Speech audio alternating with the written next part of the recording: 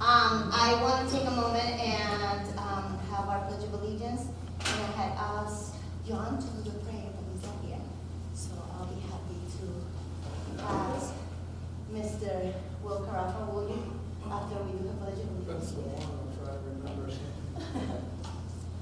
I pledge allegiance to the flag of the United States of America and to the republic for which it stands, one nation, under God, indivisible, with liberty and justice for all. And Mr. Carafa, please. We thank the good Lord for minds to think, hearts to love, and hands to work for those that are unable to work for themselves. And we ask the Kiwanis Club and their members to give thanks to the food, to the nourishment of our bodies, and us to thy service. Make us needful of those who love us. Thank you very much. God bless, and bon appetit. Amen. So we'll have lunch quickly, and then we can have Mark give us a quick presentation about his program, and then we'll do our installation, please, and feel free to dig in. I'm going to talk to the club, and I told him gracefully, yeah, sure, September 26th works great for after our track and field day, and then I remember we had installation of new officers. But we still have him here, and we're glad that he's here. He's going to take a few minutes to talk to us about the program that he's involved with and how can we potentially collaborate. Thank you. Thanks, Sylvia. Yep. All right, how's everybody doing? Thank you for giving me an opportunity to speak. You'll see I put a couple of handouts on everybody's table just so you can follow along a little bit. Okay, my name is Mike. I'm a community engagement and recruitment coordinator for Big Brothers Big Sisters Massachusetts Bay. We are a one-to-one mentoring group that focuses on serving children in at-risk and underserved communities throughout eastern Massachusetts by pairing them up with a transformational, one-to-one, professionally supported mentorship. What that means is we find folks in the community that are willing to volunteer their time a couple hours a month to spend with this child one-on-one, going out and doing low to no cost activities and just being a consistent, positive presence in their life. A lot of the kids that we work with come from loving homes, but they come from homes that don't always have the resources necessary to provide them with everything that they want. It could be a single mother that isn't able to adequately divide up time amongst all of the children, or she works 2 jobs, or is just trying to provide for their children but can't provide them that one-on-one experience. And so we're there to help supplement that what they're not receiving. What we are doing, the reason we're here today is our service area is all of eastern Massachusetts. So from the New Hampshire border all the way down to the Cape and Islands, we're serving about 3,600 kids a year, and with a goal of getting up to 5,000 kids served by 2022. Even though we have those wonderful goals and we're doing such great work right now, the problem is that in our area we still have over 1,100 kids on hold because we don't have enough adults to match them with become mentors. What we've decided to do is make a couple of targeted partnerships, focus on key communities that we want to reach, and one of those is with Mass General Hospital. We earlier this year started a new partnership with them to focus on 2 communities in their areas. We're focusing on Chelsea and Charlestown and trying to build up community-centric matches in those communities where the mentor and the child are both from the same community, be it Chelsea or Charlestown.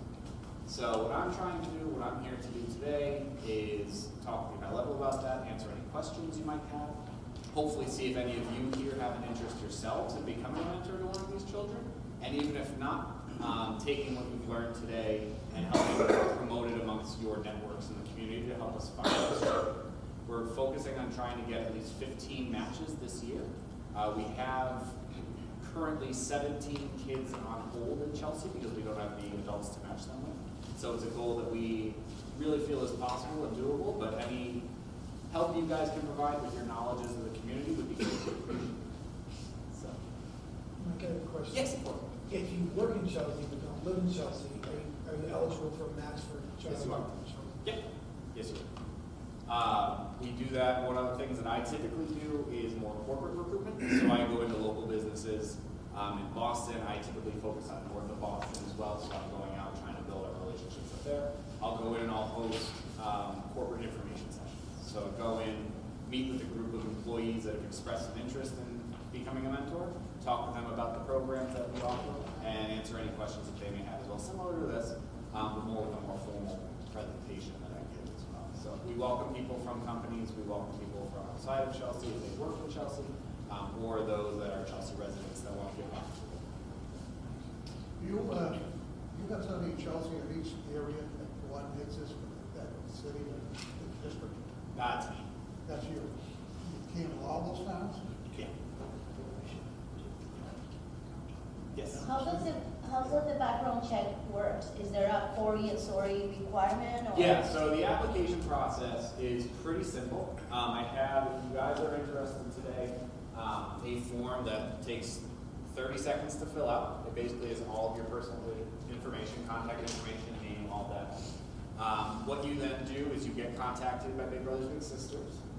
You set up a 15-minute introductory phone call. It goes over high level your interest, talking to you a little bit more in depth about the programs, seeing if you have anything coming up in the next year that could possibly hurt or preclude your commitment. It is a 1-year commitment to doing this. You get together twice a month with your match, and again, you go out and you do low to no cost activities.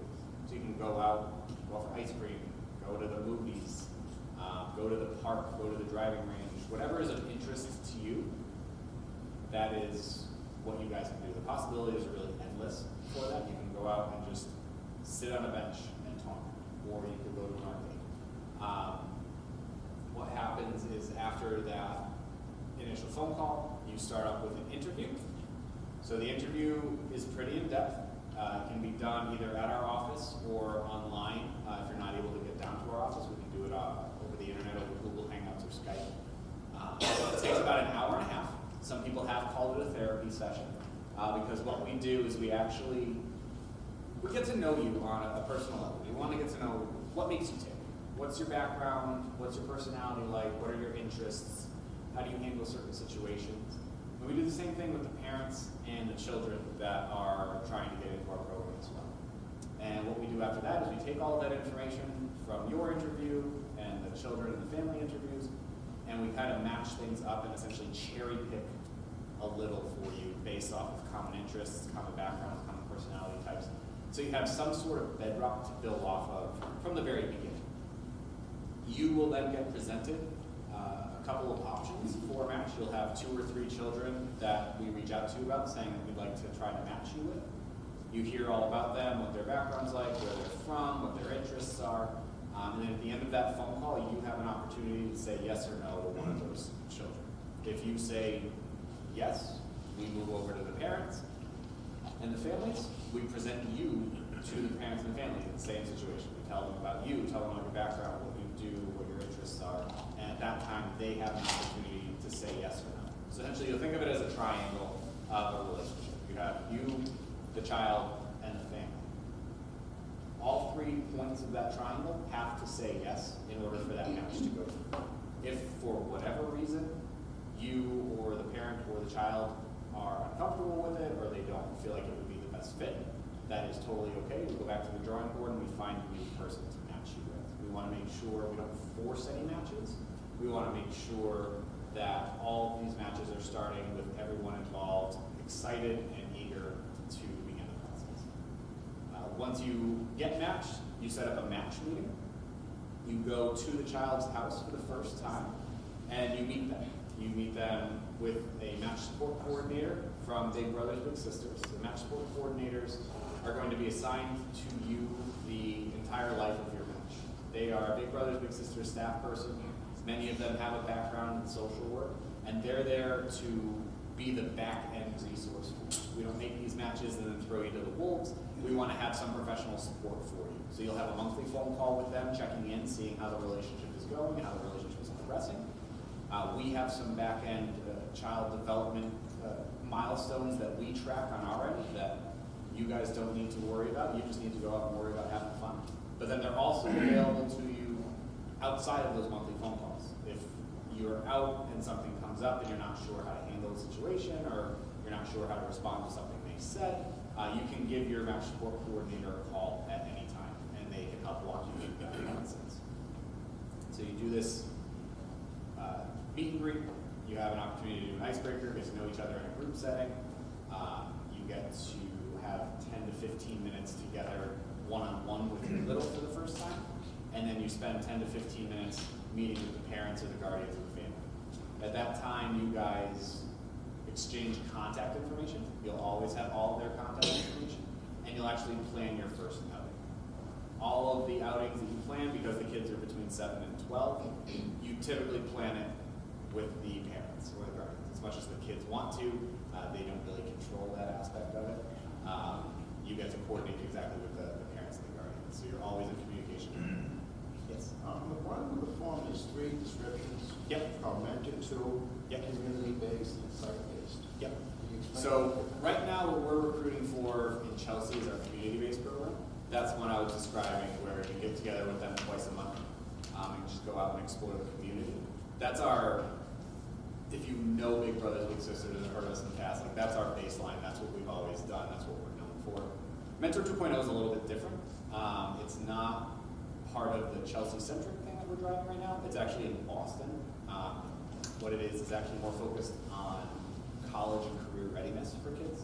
So we are fully immersed in 3 high schools in Boston. We're at the Boston Green Academy in Brighton, the Edward M. Kennedy Academy near Fenway, and the Cash School, the Community Academy for Science and Health down in Dorchester. And every child at those schools as a freshman gets matched up with a mentor. They take a class once a week taught by a Big Brother Big Sister staff person, all about like your soft skills, grit, resilience, growth mindset, time management, resume writing, all of this as they get ready for college or career after high school. And you engage with them once a week through an online platform. So you answer a prompt based off of what they've learned that week. And then once a month, you actually go into the school after work from 5:30 to 7:30, and you hang out with them in person. You do a group activity for about an hour, and then you have an hour about one-on-one time just to hang out and build up your relationship. So that's a little different. You are welcome, if that sounds more interesting to you, you're welcome to apply for that. We are looking for mentors in all of the programs, but right now for this specific program, What's site-based? Site-based is a little bit different. I actually am doing the site-based. It's also in Boston. We are paired up with a number of elementary schools, and you once a week during the lunch hour go to their school and you have lunch with them. You hang out, you eat with them, you hang out at recess, you spend some time with them during the school day, and then you're able to go back to work or whatever you do in the afternoons. It's great for people that, like me, that I have 2 small kids at home, so I don't really have weekend times available, but I still want to give back to the community, so I'm able to take an hour from my day, walk over to the school during the work week. Is the match always male to male? Yes. Yep, it's always same sex, male down. And match-up language, I guess, is too, as well. Right? Yes, so we ask on the application if you speak Spanish.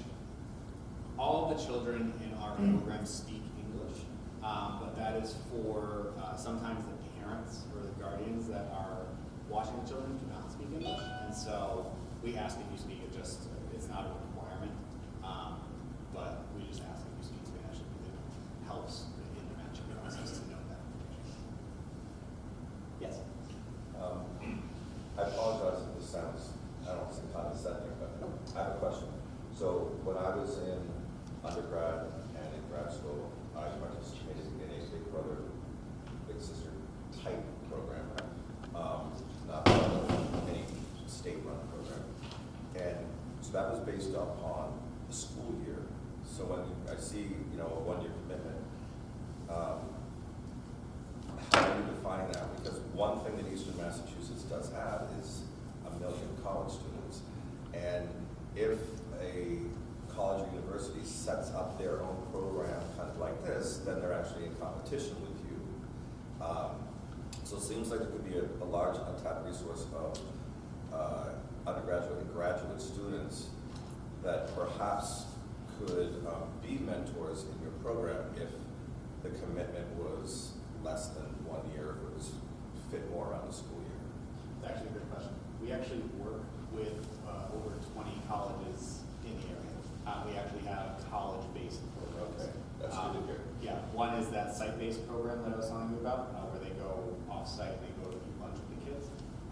have what's called a campus-based program, where we work with local housing authorities to bring a group of children onto a college campus, let them see a college campus for the first time, eat in a dorm room, hang out, do activities on a college campus, and do that twice a month. Those programs, and the Mentor 2.0 and the site-based program, all work off of the school. So we're community-based as a one calendar year, say theoretically, it's September, so you would do September to September if you were matched. Mentor 2.0, site-based, and our college programs run on the school year. So you meet October to May every week for whatever the program is. You are off for the summer, and then you're rematched with that same child again the following October. And you hopefully stay with them all 4 years that they're in school, but it's a 3-semester commitment, so you can get to this still that 1 year. What does Mass General's involve? So Mass General is providing us some funding to do it, but also providing us with some resources to make this known in the community. They've connected us with the Chelsea Health Center, who I'm working on directly with this, and working with the Charlestown Coalition in Charlestown to work on the program with them.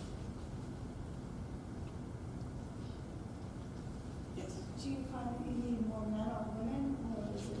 Good question. We need both. There is a higher need for men.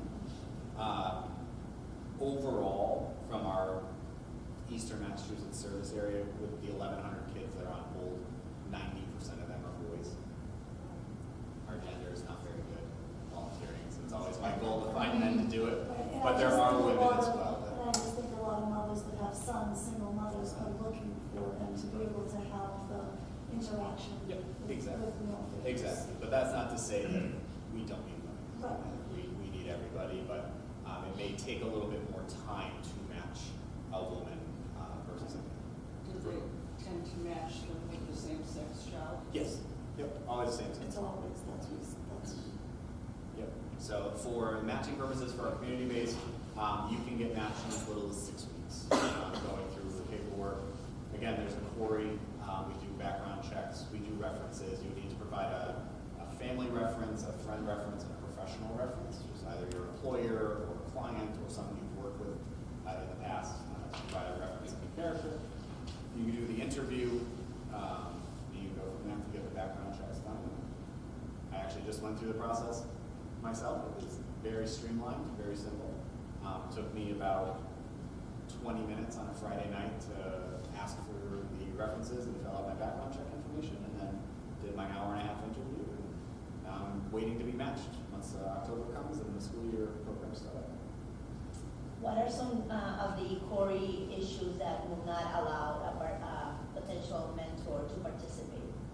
The 4 things that we really are red flags for us are previous issues with violent offenses. So domestic violence, violences against children, those types of things. Obviously are red flags for us, being a one-to-one child program. There are opportunities to discuss that. It is a pretty strict program. We are in the process of evaluating as a company to see if there are ways that we can adjust our regulations around that. But for the moment, anything with a violent offense, even if it's just an arrest, is a red flag for us at this point.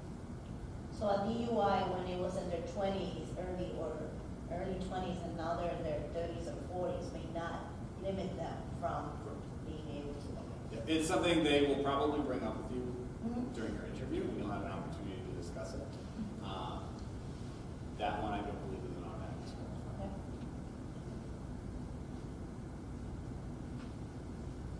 Anyone else have any other questions for Michael? Well, thank you so much, Michael, for Thank you, guys. I being part appreciate it. of our meeting and coming to talk to us about this amazing opportunity.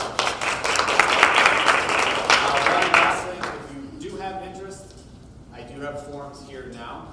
I totally understand how well it is not a drop of the hat decision. So if you want to think about it a little bit more, that's why I left the flyers for you. All of my contact information is on those flyers. Think it through a little bit more. If you decide to apply, the link to our website is right there. You can fill out the same application on our website. It takes 1 minute. And then just make sure you reference Chelsea Kiwanis when you do, so I can match you in with that. Great, thank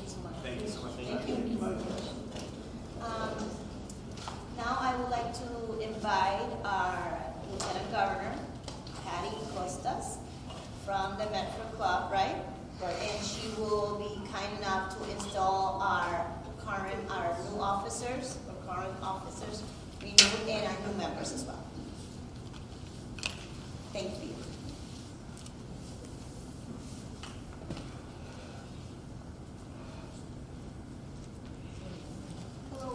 Hello, everybody. Thank you for having me. I really appreciate being able to do this. And just a little bit about myself. I've been a member of the Medford Kiwanis Club since 2007. I've been past president, distinguished secretary 3 times. I'm really happy to be here on your 90th installation. I would encourage all the new officers or any club member to attend the fall conference. It's on November 22nd to the 24th at North Conway Grand Hotel in North Conway. The room rates are $109 a night. It's a really great venue because the outlet stores are right outside the door. And I just wanted to give you the criteria for a distinguished club this year. Every year it changes according to what the governor wants to do. So this year, to be a distinguished club, what is required is an increase in membership by the club. And you guys are doing great because I hear you have 5 new members. That's fantastic.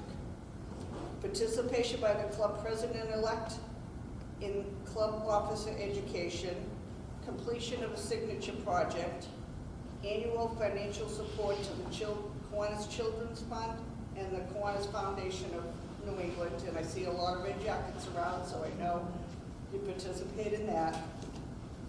Club representation at the district convention, club representation at the fall conference or midwinter conference, filing all monthly reports and elections on a timely basis, and sponsorship of the service leadership program. It sounds like a lot, but some of the things you probably already have. I know with the Red Jackets you're supporting KPTI, so it should be good. So now if I could have,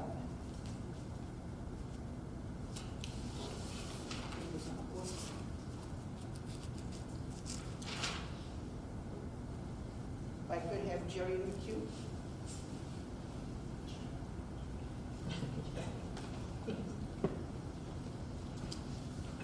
Hi, Jerry. As treasurer, you have been elected to an office demanding integrity and financial responsibility. It will be your task to deposit the club's funds, to disperse them upon direction of your board. You will report the club's finance at each meeting of the board and on such other occasions as the president may request. I formally install you as president of this club, knowing that you will be faithful in the trust that has been given to you. Congratulations. Woo-hoo.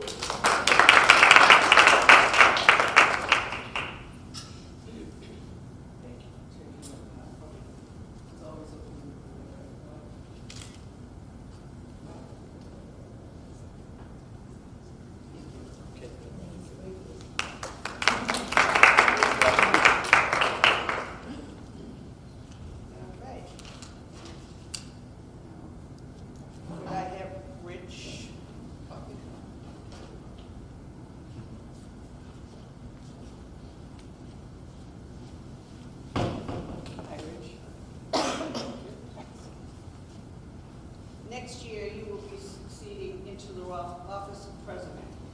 You must be prepared to carry on the duties of that office and to be available if and when the president is absent. Please listen to my charge to the president, for these words benefit you also. I formally install you to the office of vice president of the Chelsea Club.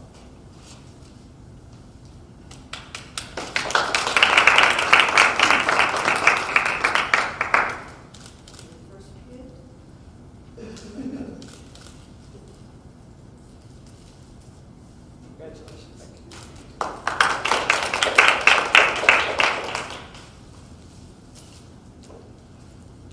Sylvia, my dear. That's me.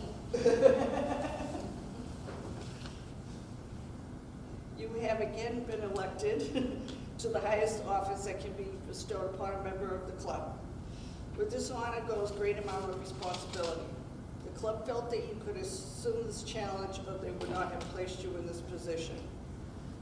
To no small degree, the success of your club this coming year will depend upon your leadership, the leadership that you display in the way you're conducting your club board meetings, counseling, and inspiration you give to your committees. Listen to your members, for they are the heartbeat of the club. Listen to your fellow officers, for they are experienced leaders. Listen to your district and international leaders, for they are in a position to help ease your load. You can be a great president, I know. Accept the challenge with open mind toward growth and service. Conduct your meetings with dignity, but in all, have fun. It's my pleasure to present Sylvia, the returning president of the Kiwanis.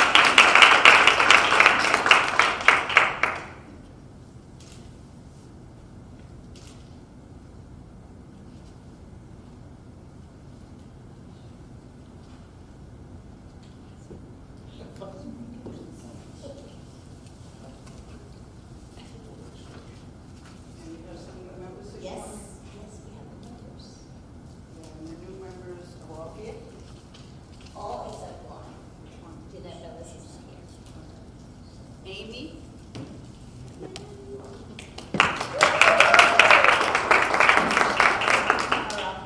Harappa? Harappa. Yeah, nobody knew the next one. Elma Almas. Yes, I'm sorry? Almas. Very good. That's her second. Oh, Yaritza Morales Gonzalez. yeah, thank you. Jeanette? She's not here. Okay, and then you said Joe? And Sarah? Yes.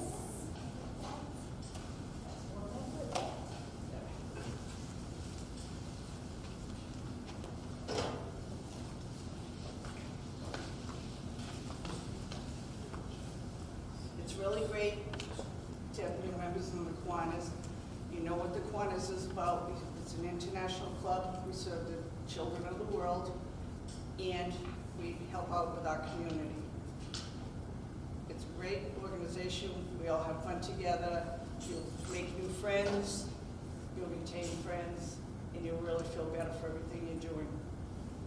So I would like to formally induct you into the Chelsea Cup.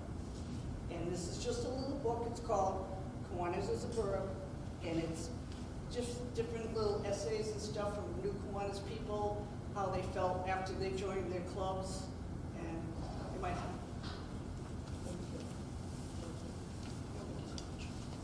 Bill, will you pin your daughter, please? And Rich, will you do me the honor to pin Joe and Sarah, please? And Renee, will you pin Joe, if you don't mind?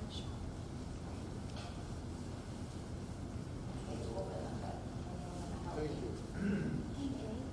Well, yeah, Joe is fine. Rich is it, but he's gonna pin Sarah or Joe, or you can do Sarah and I can do Daddy.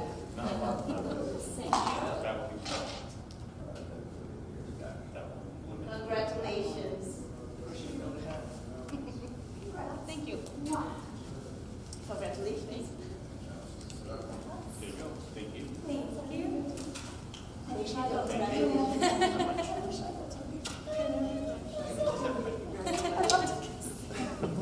Thank you. Congratulations. Can we get a picture with the Lieutenant Governor and then we'll have some presentations quickly? Thank you.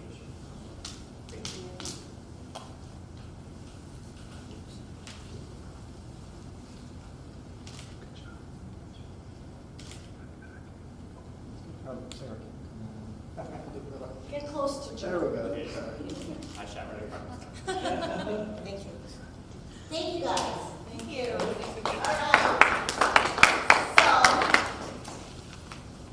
I have some, so you guys know I'm the crazy, hyper member, president and returning president, and I have a couple of things that I don't want to say. I just want to say a couple of things, actually, yes.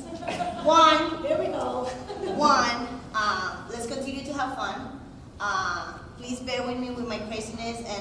hyperness and the amount of emails I sent to you guys. I'm trying to make the best out I can, and I hope that when we have our retreat in November, we can dive into our bylaws and everything administratively that we have to do as a club. And thank you for those of you that continue working in the membership growth, because it was one of my goals. And as you can see, we have 4 members, one more that is coming in, but she's unable to be here. She's traveling for her anniversary. So we're excited about that. But one of the things that I have taken up on my, is close to my heart, is acknowledging our members that have been with us for a very long period of time. And the New England District of Kiwanis has the Legion of Merit. And I requested pins for all of the members that have gone through the Legion of Merit. And I would like for this to continue beyond my presidency, that the members that have served many, many years continue getting the Legion of Merit, okay? So I am going to present, I want to start with our oldest member, Mr. Thomas Peropoulos. He has 34 years with our club, and I'm giving him a 20-year membership pin because they don't have a 35 one, but next year he'll get another one. Can I get you up here, please? And I'm going to see if I can see them. 20! Let's pin Mr. Tom. Huh? Yes, can you? Yes. That's just so you can kiss again. I just need to kiss you. And this is for Tom. I'm going to give you a certificate. I'm going to give you for Mr. Tom. That's what I thought. Congratulations. Is it for you? Certificate. Okay. Now we have Mr. Sure, I'll take a picture. 34 years. All right. Now, I have another one with 44 years, Mr. Bill Carafa. I'll give up that for you. Okay, I'm going to find the right pen. Oh, yeah. I'm glad. I just have to correct her though. With my attendance, you probably could drop it down to 24 years. No. Thank you. Can you catch me? Congratulations. 1975, thank you. You're very welcome.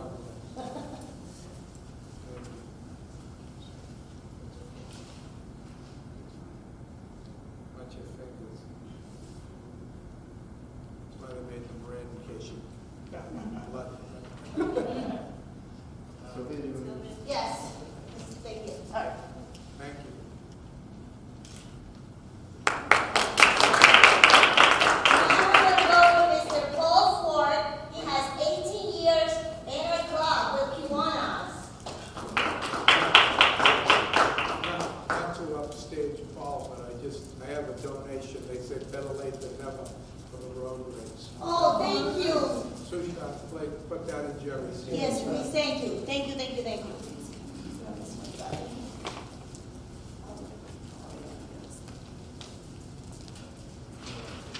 Congratulations.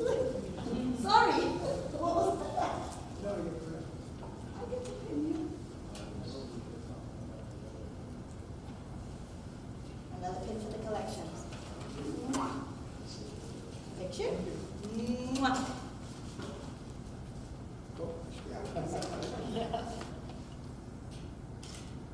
Awesome. Thank you.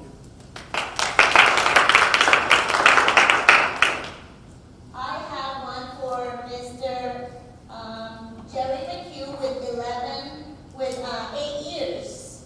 No, 11 years. Sorry, 11 years.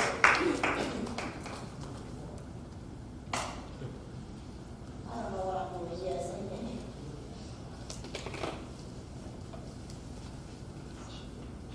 Your certificate? Absolutely.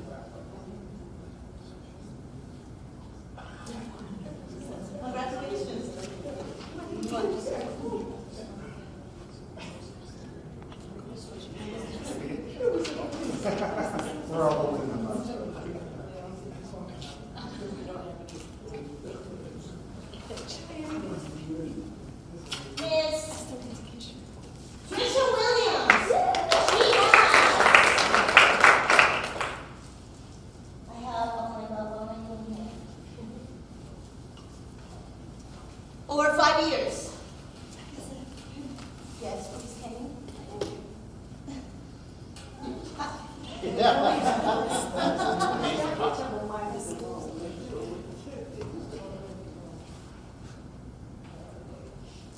since we're doing it right here, now we can do it backwards for Miss Renee.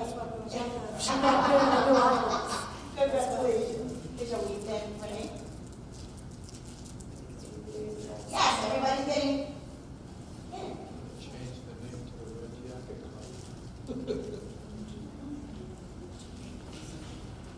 I also have certificates for Maria Malloy, Elaine Mungie, and John Cheryshell, but they were unable to join us.